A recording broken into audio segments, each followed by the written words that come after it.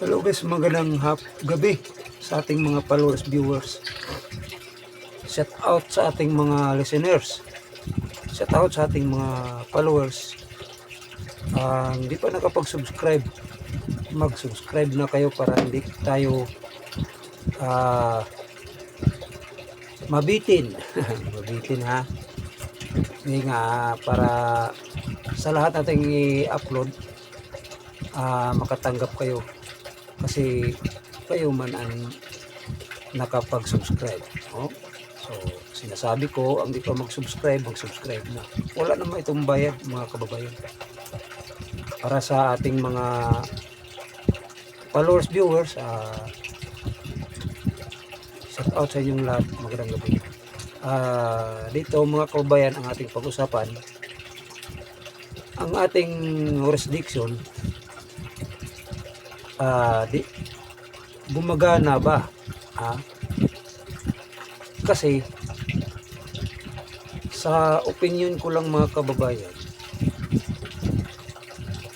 may warrant si Bato, no? Ang problema, tiningnan ni Torion, ng abogado, si Torion, ay wala daw, walang warrant. Ngayon, mga kababayan,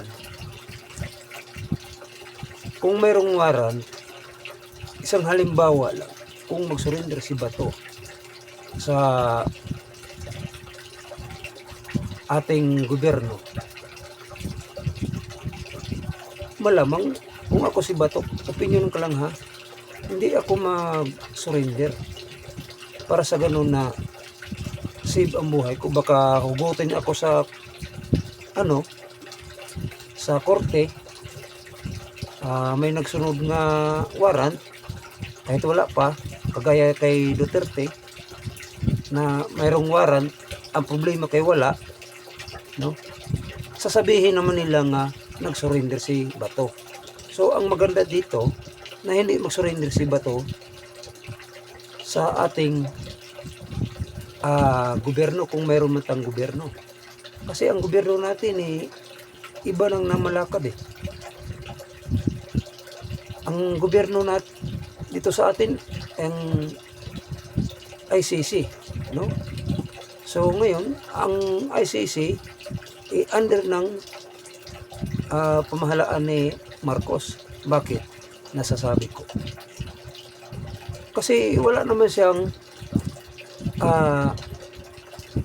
nagawang batas ang Marcos admin, no?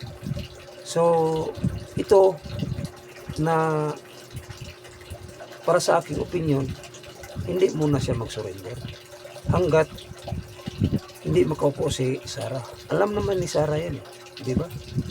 So mga kababayan, magsisi pa nga sa bandang huli, no?